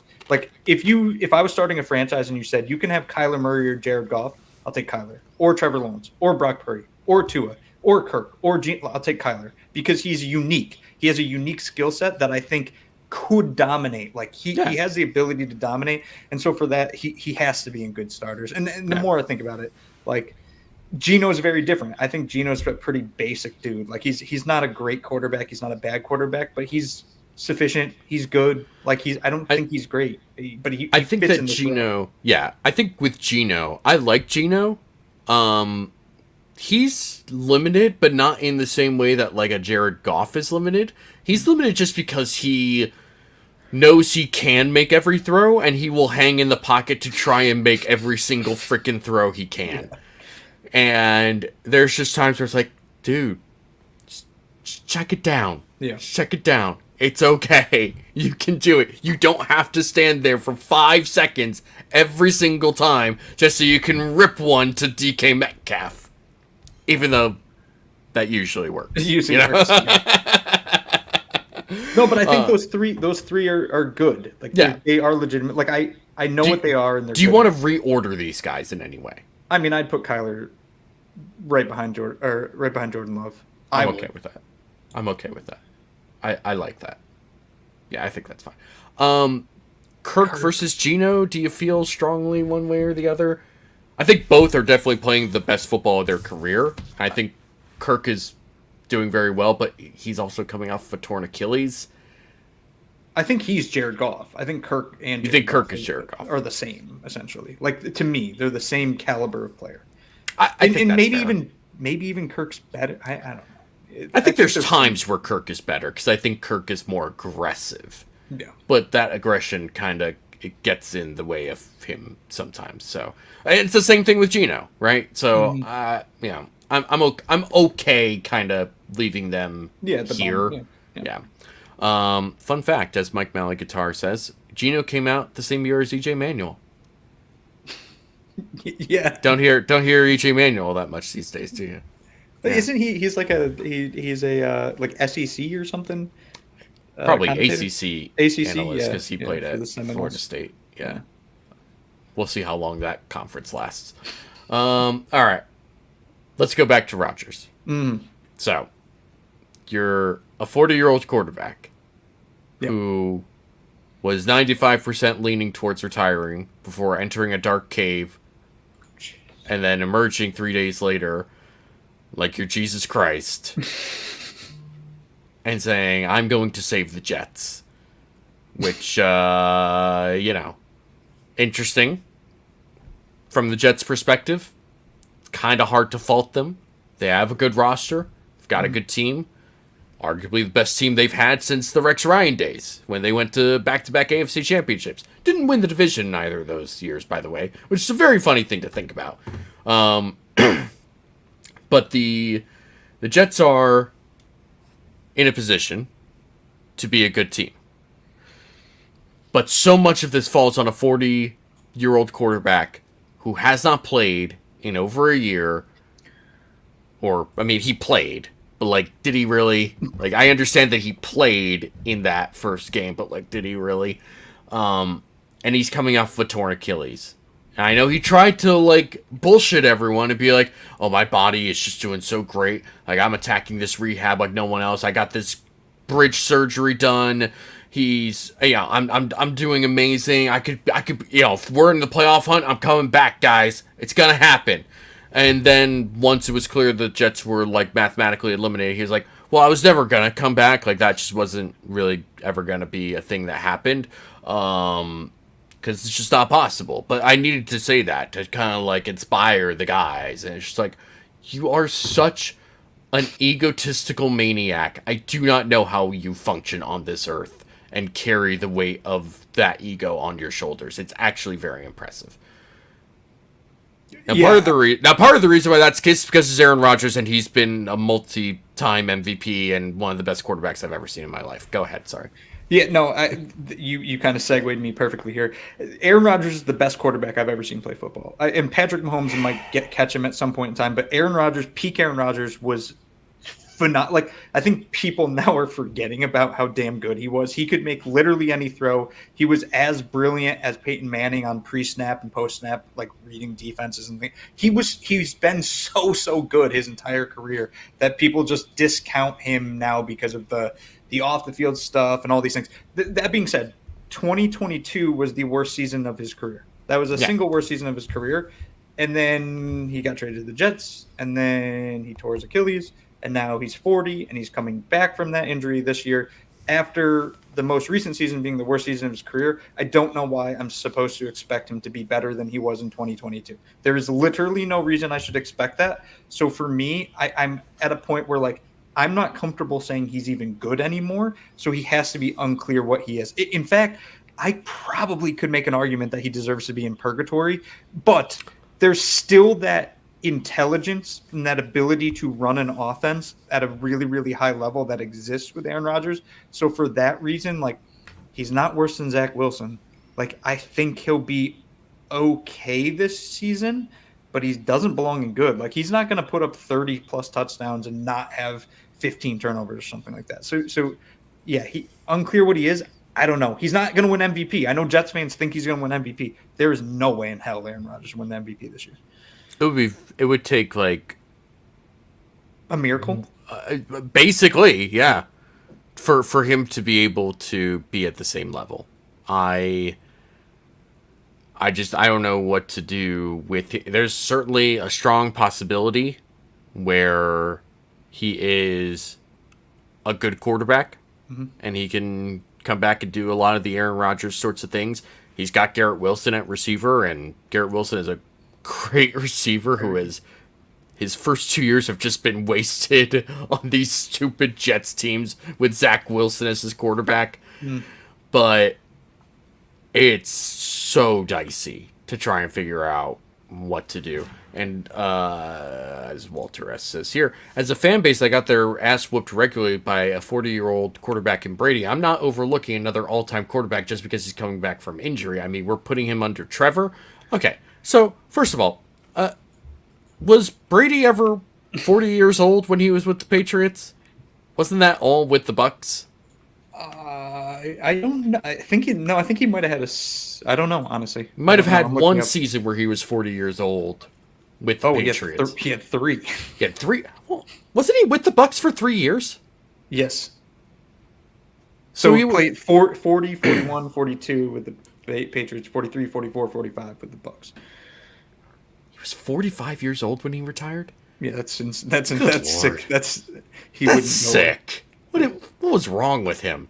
A lot. What's wrong? Oh my god. That's insane. Anyway, all that to say. So, at no point did Tom Brady have to have the weight of the world on his shoulders when coming back from a torn Achilles. He had to come back from a torn ACL after 2008, and you look at that 2009 season, Patriots weren't a great team that year. They were a wild card team. They won that terrible AFC East division at like 11-5 or something like that. Yep. The Jets ended up going to the AFC Championship that year, and the Patriots got embarrassed at home against the Ravens. That was not a good Patriots team, and Brady was good. He was not, like, great that year. And maybe that's what Aaron Rodgers is. Maybe he is good and not great. But I don't know, and I feel very unsure what to do with that. Hence, the tier. Unclear what you are. I feel like this is very fair. I'm not saying he's bad. I'm not saying he's good. I'm saying I don't know. I don't know what to do with this. Yeah, and so I don't know. This is what I'm doing with you when I say I don't know what to do with you. And to a point, like, you could push him up one tier. He could be good. He's not a franchise guy. He could be good. Or you could push him down one tier. He could be that purgatory quarterback that kind of is the delay of the Jets' ultimate demise when his contract hits next year even harder, and then the dead cap hits the following years when he's not on the contract. Like, this is the year. If this doesn't work for the Jets, they're going to surpass the Bills' 17 years. They will. Yeah. They will not make the play. If they don't make the playoffs this year, that's it. Like, buckle up, Buttercup. Like, they're going to have a struggle here down the line. So, Aaron Rodgers, yeah, I don't know what he is. Again, I say that as somebody who's fought tooth and nail forever, saying he is the best quarterback I've ever seen play football by a pretty significant margin. And I got to watch Tom Brady in his prime and Peyton Manning in his prime, and I just always thought Aaron Rodgers was better because he was that damn good. That's not the Aaron Rodgers you're going to see this season. He doesn't exist anymore, in my opinion. So I'm unclear what he is because I don't know how good he can be. I know there's an upper limit, but he could be really bad too. Yeah. Like, he could be so bad, he might never take a snap because he might go on a political. I don't know about that. That's not an official statement by Cover One, by the way. Just letting everyone know. Anyway, moving on. There are two other guys. Yeah, I know. So we're gonna do this. Yeah. So Anthony Richardson, and he's somewhere. There he is. Will Levis. Yeah. Okay. So here's the thing. I actually really like both of these quarterbacks. Anthony Richardson last year, in the few games that we got to see him play, looked really, really fun and really, really good. Like, the knock on him was that he was super raw coming out of Florida. I think that got really overblown. And I think you saw just how overblown that criticism was because he was really good right out the gate. And you could see just how much Shane Steichen was excited to work with a quarterback like Anthony Richardson, who is so big and so talented and so strong, could run, throw, do absolutely crazy things. There's some throws that you see Anthony Richardson make in the couple of games that he played last year that are bonkers. Yeah. Absolutely bonkers. And then you just see them running this like fake toss quarterback reverse boot where he just runs in 20 yards for a touchdown against the Texans, which I think was also the play where he got a concussion and had to come back later. And that is the concern with him, is injuries. He had multiple injuries in the couple of games that he played, including a concussion, including, what was it, a shoulder injury was what ultimately ended his season? I think so, yeah. Yeah. He's a big dude, and he can take some hits, but the question is how much can he do that? And if he can't really do that effectively and not hurt himself, can he adjust his play style? And how much do you want to adjust his play style? Because he's really, really good and really, really fun and a really unique player. I don't know. I don't know what to do with him. I'm excited, personally, because I think that maybe he just had a really bad string of luck last year, injury-wise. And maybe this year he's available for all 17 games. Maybe he misses a few for some reason or another. Who knows? But I feel I want to be excited about Anthony Richardson. That's where I'm at, essentially, because I saw it. I saw it with my own two eyes. One of them works pretty well. So I really think that there's something here with Anthony Richardson. I think that if he stays healthy and this Colts offense continues to have the same level of creativity that they had last year with him in the lineup, I think you're going to see some really, really crazy play from this second-year quarterback. Yeah, I'm with you. I think Anthony Richardson is a fun prospect. I have no idea. I have literally no idea what he is, because he could be freakishly good or he could be freakishly terrible. Like there's really seemingly no in between with him. Like, I think he's going to hit his ceiling or hit his floor. Like, that's where we're going to look at Anthony Richardson after this season. I hope as an NFL fan he hits his ceiling. As a Bills fan, I hope he hits his floor, because I don't want to deal with another great quarterback. quarterback in this stupid conference. But he's fun. He's unique, and I love unique talent, like I talked about with Kyler Murray. So Anthony Richardson fits there, and then Will Levis. I think to a lesser extent, I think the ceiling's lower than Anthony Richardson, but it's still fun high ceiling. Like he has some rushing ability. He's got an arm. He's got like that attitude that you really like to see from a young quarterback. He's kind of, and I say this to be kind, not in a derisive way. He's kind of wannabe Josh Allen.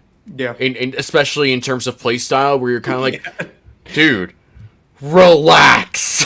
Like, you do not need to be doing these things to yourself. Dude, like he tried to. I forgot what game it was last year. He tried to truck a dude like Josh Allen does, and got laid out, like absolutely laid out. And I was like, that's the difference. That's the difference right there. My dude runs you over. You got a ways to go before you get there. And it's not even like Will Levis is some like shrimpy dude trying to like, pretend to be something he's not. He's a well-built dude. Yeah. It's just that Josh Allen is built different, like literally built different.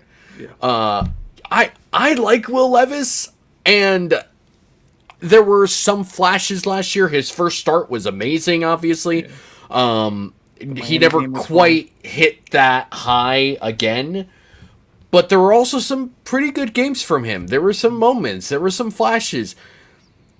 It was kind of similar to what he was in college, where it was like you kind of see where people get excited with him, but there's not that same consistency. However, now you bring in Brian Callahan, who's been with the Bengals for the last couple of years and has done a really good job with Joe Burrow. You sign Calvin Ridley, who has potential. Mm-hmm. I'm not 100% sold that that's like the best thing to do, but he's a good player and he's got good route running ability, and when he's consistent and he's got his head on straight, that dude can be a dominant player. He also just needs to catch the freaking football, like that's I swear the only time where he was consistent catching the football was against the Bills and by abusing Kyrie Elam. Which just annoys me even more. And I'm thinking about that stupid Jags game again. Anyway, so you have him in addition to DeAndre Hopkins, who certainly is not DeAndre Hopkins of the past, but I don't think he's washed either. I think Hopkins is Julio Jones. Right. He's not Julio Jones, where you're just kind of like, why are you still playing, dude? How are you still here? I think that there's still some juice in DeAndre Hopkins. And am I wrong? Tyler Boyd. That's the other receiver, right? Yep. Again, over his prime, but still somebody that can contribute to this team. And all three of those guys, obviously Hopkins was on this team last year. I think Hopkins will have a better year than he did last year. I think Ridley and Boyd are both better than the other receivers that they had last year by a pretty significant margin. Mm-hmm. The offensive line will be better, certainly, because you have invested in Peter Skoronski last year. You bring in Adarius Mims this year as one of your... Was it Adarius Mims? With J.C. Latham? J.C. Latham, that's it. Adarius Mims was the Bengals pick, ironic. Not only that, but you also bring in Bill Callahan as your offensive line coach, who is one of those guys. I mean, we talk about Aaron Kromer being somebody that the Bills can rely on to develop offensive line talent. Bill Callahan is one of those guys. Yeah. Like, he has a strong history of taking guys and wherever they've been and just making them better, getting the most out of guys. And I think that the Titans are going to see a pretty strong improvement from him. And, even if I don't necessarily love them together in terms of like how they complement each other's skill sets, I do like Tajay Spears. I do like Tony Pollard in general. Even if I think they bring kind of a similar skill set, I think both of them are good players who can be schemed up to do really cool and exciting things. Add on to that, you brought over L'Jarius Sneed to this defense, who combined with like Jeffrey Simmons and some of these other guys that they have could make for something kind of spicy. I don't know what the Titans will be ultimately, other than just a giant pain in the ass to whoever they play. Yeah. Yes, exactly. Like, Yeah, this is Titans and Colts in a similar. I think the Colts have a higher ceiling. yes, but they're similar. They're both going to be pains in the asses to play for sure. yeah. There's potential. This whole division, right? The AFC South is the most like up in the air division to me. Yeah. Because I see the potential for all of these teams. I think the Titans are the team where I'm like, most likely this is not going to be the team that wins this division, right? Like they feel most likely to be the team to finish in last. Or the Jaguars. Could be the Jaguars. I'll say that because they didn't. I mean, they certainly spent a lot of money on players. I don't know if it was necessarily the best money he spent on those players, but whatever.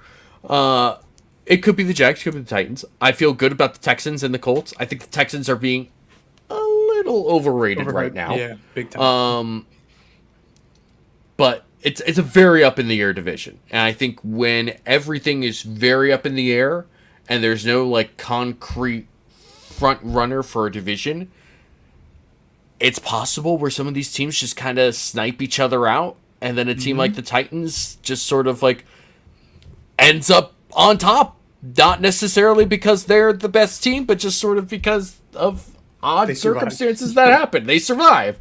That seems like a very Titans thing to do, is just sort of survive.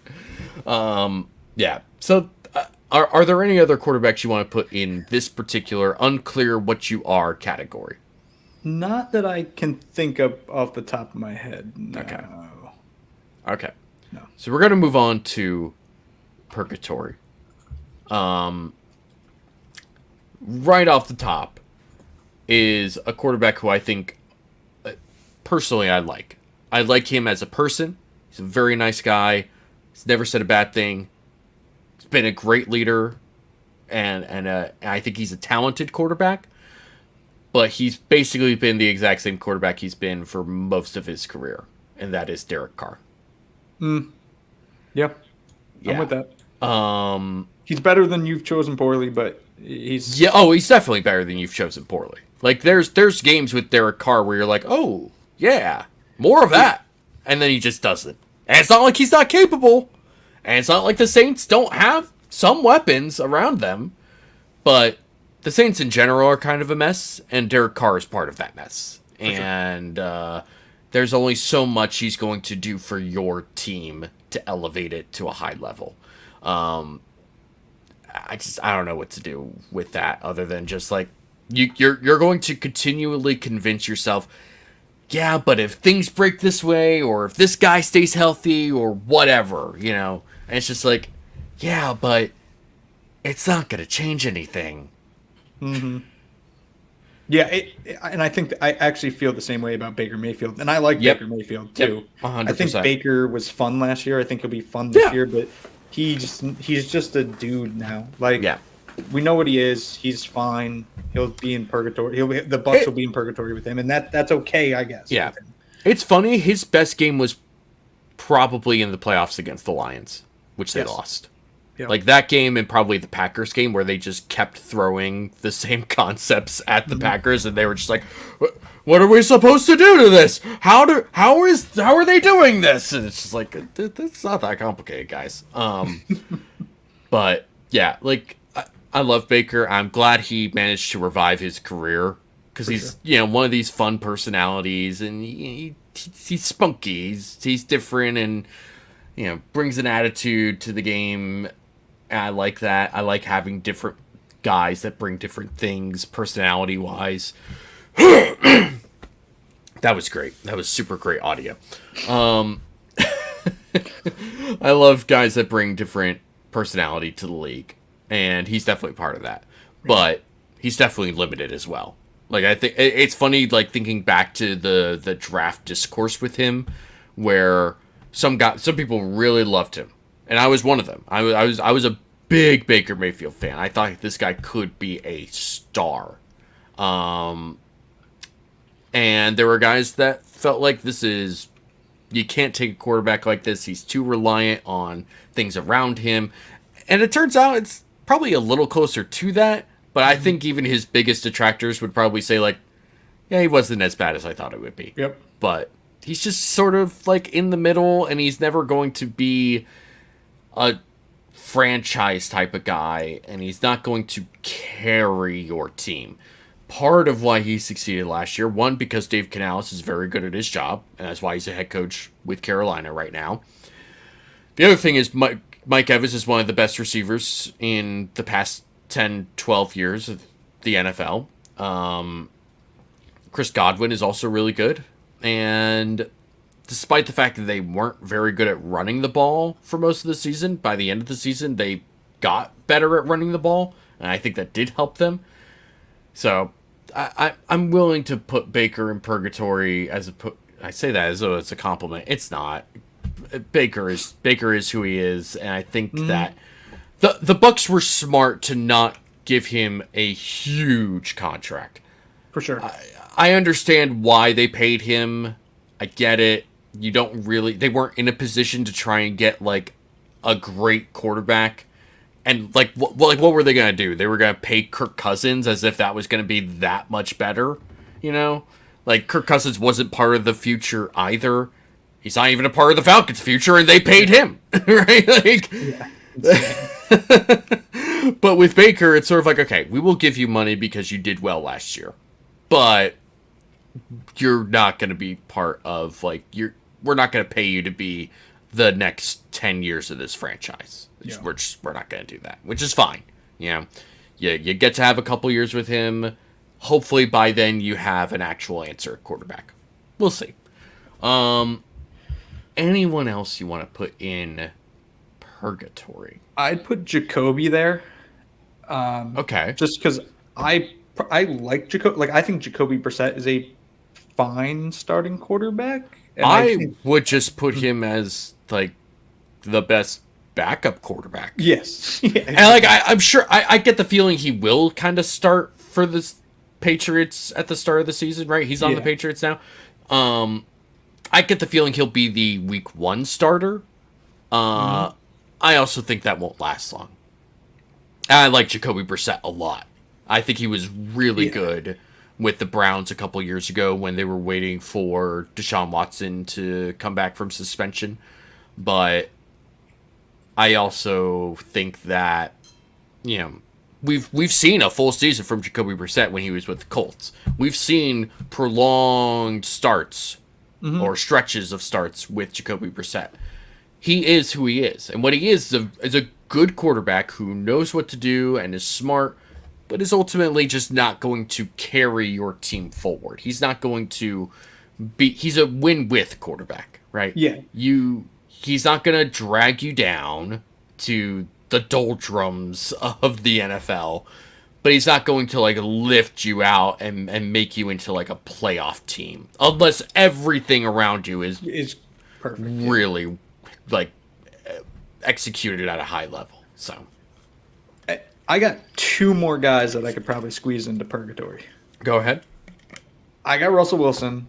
Okay. I know that he is not what he once was, but I don't think it's fit. Like, I can't put him in a tier with like he's better than Sam Darnold. I'm confident in saying that. I think he's better than Sam Darnold. You making a face? Sure. You better not say Sam Darnold's good. I will lose. I'm not saying so. If Sam Darnold was good, we would have had this up here at some point. Okay. No. I am not buying this. There are still Sam Darnold stands out there, and I don't get it at all. Drives me crazy. Absolutely insane. Oh, my God. I could literally put Russ in purgatory, and I could even put Gardner Minshew there, just because for both of those guys. I guess Jacoby Brissett fitting there too. It's like they're fine.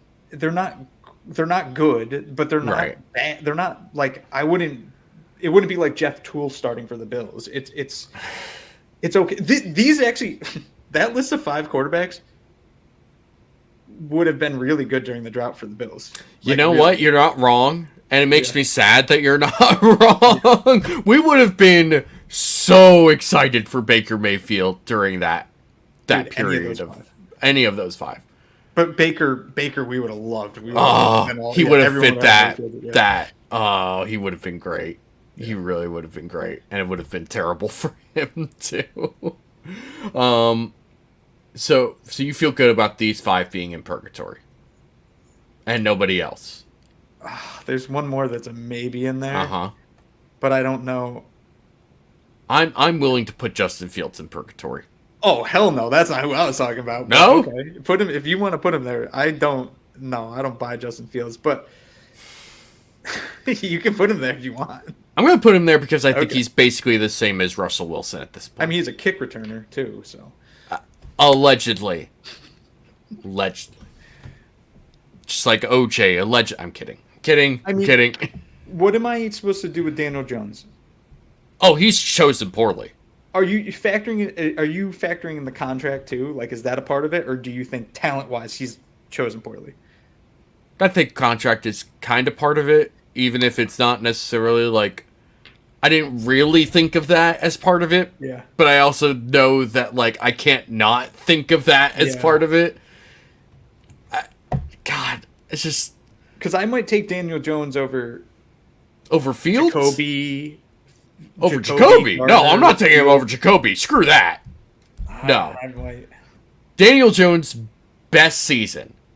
Go look it up. Tell me what happened that year. Well, it's better than Trevor Lawrence's best season. So. Shut the fuck up. Oh my god. I'm going to find where you live and I'm going to burn your house down. Daniel Jones' best season. Yes. 3,700 yards. Yeah. 22 touchdowns, 8 turnovers. 8 turnovers or 8 interceptions? Turnovers. Really? Yeah, solid year. It's an okay year. Do you want Trevor Lawrence's best year? I saw what Trevor Lawrence's best year is. Anyway, that's not what we're talking about. Okay.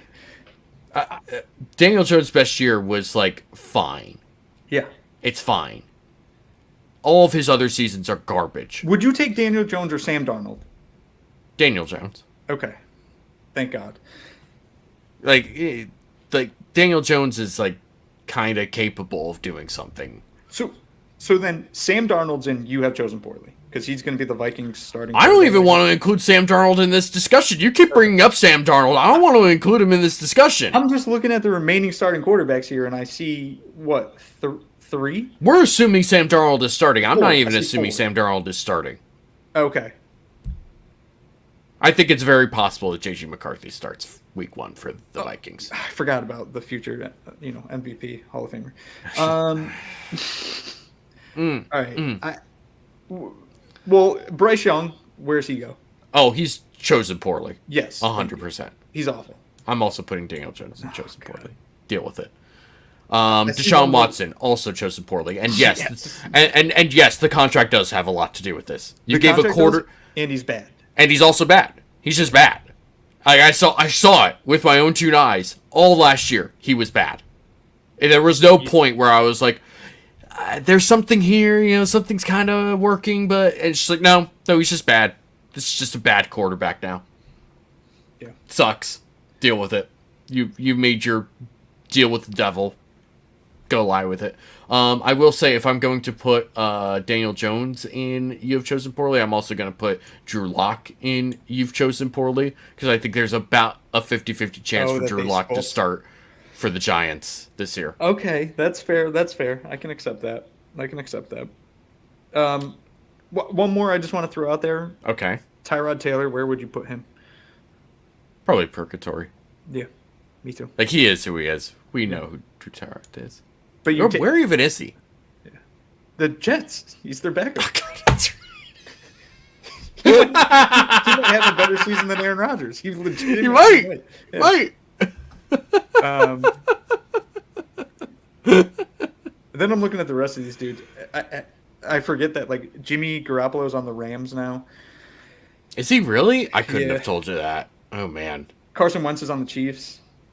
I remember that. I forgot where Jameis Winston is. Jameis Winston is in Cleveland. I said, you might have to put him on the board. We might actually. You know what? We might have to put him on the board. Hold on. I'm also putting Aiden O'Connell in You've Chosen Poorly, which feels like wrong for a 4th-round pick who didn't ask to be put in this situation. Yeah. But I don't know. I'm not putting him in Purgatory because I don't think he's actually an NFL quarterback. But he's competing for a starting job, so I got to put him on the board. Jameis. No. You know what? Here's what we're going to do. Here's what we're going to do.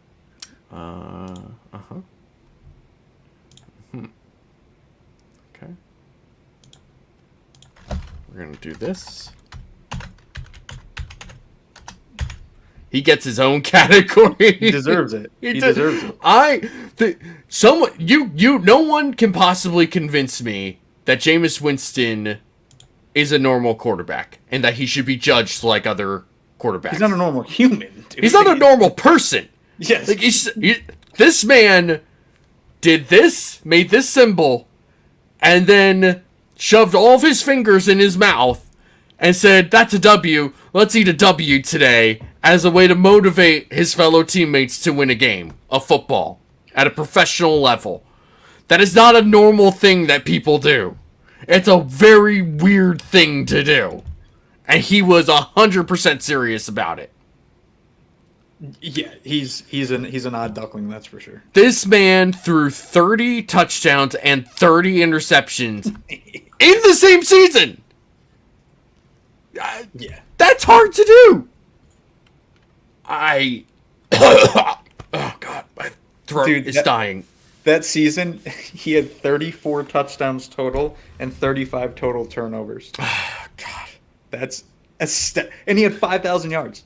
Yeah, that was the Bruce Arians year. That was the risk it for the biscuit. That was the year where it was like, this is a very interesting pair to put together, because there's a reality where maybe this just works out, right? But then there's also like, this could go really strangely, and that's exactly what happened. Yeah. 34 total touchdowns, 35 total turnovers is a crazy stat line, because it's really hard to be a starter long enough to have that many turnovers without getting benched. Yeah. Because normally when you have that many turnovers, you can't get that many turnovers because you're bad enough that somebody's just like, we got to see something else. You are actively hurting this team. But with almost every turnover, Jameis Winston had a touchdown. And so you're just kind of left with, okay, whatever. We'll figure out what to do. We'll try our best in spite of all this. It's like, I always like to look up Vinny Testaverde, because in great example. 88, he had 35 interceptions. Yep. They didn't track fumbles lost then, so I couldn't even tell you how many fumbles he lost. But he only had 13 passing touchdowns to 35. Insane. Absolutely insane. Okay. So I'm gonna end this discussion talking about one player, and that is last year's first overall pick, and that's Bryce Young. So Bryce Young was not good last year. Bad. The situation around him last year was significantly worse than he was, which is pretty abysmal. When like a 33-year-old Adam Thielen is your number one go-to target, you're in rough shape. Mm-hmm. And I think that the Panthers are trying their best to make this situation work. I just don't think it's going to work. Because Bryce Young is a really intelligent quarterback. I think he's an accurate quarterback who is unfortunately not built in the right body. He is so small and frail, and in spite of that, can still do some good things. I think that there are some things that you saw last year that made me feel like reasonable about him. But I also didn't necessarily love him coming out compared to the other guys. I kind of liked Will Levis more than I liked Bryce Young, just because I felt like Will Levis looked like an NFL quarterback from a physicality standpoint and an arm talent standpoint. And it's not like Bryce Young has like a bad arm, but it's not like a impressive one either. CJ Stroud I thought was great. I loved Anthony Richardson. All those three other guys, I felt like, yes, I see some really strong things from you. I even felt that way to a point with Bryce Young, because I felt like he was really intelligent. I felt like he was accurate. I felt like he played well when he was at Alabama and played well in big games and like was a reason why they won games. But at the end of the day, the physical limitations are very, very real with him. And I think we saw them get exposed in a very real way last year. Yeah, the only thing I'll throw out there for Bryce Young, I created a quarterback set called Cuber, and Yes. I've graded 960 quarterbacks since 1994. This is just statistical grading. Of those 960 quarterbacks, Bryce Young graded out at 938 for me. The only players worth mentioning below him would be Kerry Collins in 1997, Kyle Orton in his rookie season in 2005, and Jared Goff in his rookie season in 2016. And Jared Goff was bad in his rookie season. Bryce Young was really bad last year. He was. I'd be worried if I was a Panthers fan, like really. Oh, we're beyond worry if you're a Panthers fan. Man, I just thought of this, and we're running out of time, but I'm going to say this anyway. So I just spent the weekend in D.C. It's my parents' 33rd anniversary. They took a nice long trip up the East Coast. My brother and I met them in D.C. I took them out to dinner for their anniversary and paid for it because that's the good son that I am. And on my way back, I had a direct flight to D.C. from here in Florida. I had to cut through. I had a connection in Charlotte, right? Mm-hmm. I flew American Airlines, so obviously you go through Charlotte. Just like if you're Delta, you're probably connecting through Atlanta at some point during your flight. Just how it is. They put me in a part of Charlotte Airport coming in that I had never been in before, which is saying something because I've been in that airport a lot because I had to go back and forth from Florida to Illinois for college when I was going to school in Illinois. And I've been in the airport a lot. It took me 15 minutes to walk to the gate that I had to be in. And when I tell you that section of gates, like all of the C letter gates, that is the most amount of people I've ever seen in my life in a single area of an airport. It was hordes of people coming in and going out. I have never seen anything like that. The plane that was at our gate was not the plane that was going to take us back to Florida. No, that was a plane that was supposed to go to Dallas that was supposed to have already left and was currently deplaning because they had trouble with the engine and needed to come back and make repairs. So they were deplaning. They were telling us we had to go to a different gate, which was right down the hall. So we went to that different gate. We got to that different gate, and we see flight to Fort Myers, and then we also see flight to Nashville because the air traffic control told the two different planes that they were leaving from the same gate at the same time. I hate flying.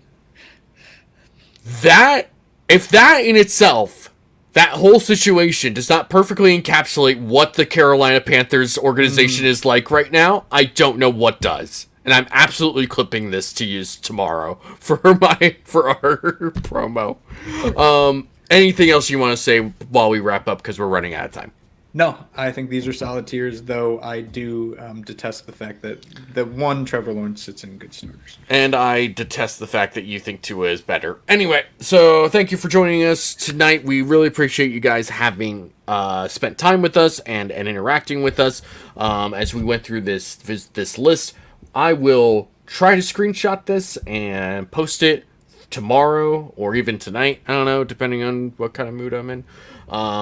And we'll see you next week. You can find me at DFAUXY. You can find him at UberHansen right there. He's usually tweeting and or drinking about something. Yeah. So you will find a lot of really good takes, also sandwiched in between some really interesting takes. And you can find me just sort of talking about whatever I want, because that's what I do with my life, because I'm a free goddamn American. Join us next week where we will probably have a show about something. I'm not sure what yet, but we will try and figure that out. You can find all sorts of other shows, including the Air Raid Hour, which is about to come on in like 60 seconds. You've got Under Review tomorrow. You've got Disguised Coverage, Film Room, Flagship Show, Thomas Loss with Buffalo Late Night, and you've got the Fantasy Channel with Chris Chews, and you've got Cover One College Football with Daniel Harms and John Helmkamp. That is it for us tonight. We appreciate you all coming out. Leave a like and subscribe to the channel and all the other channels and all the other platforms. Leave good reviews. We appreciate you all. Share with your friends, enemies, lovers, and neighbors. See you all next week. Bye-bye.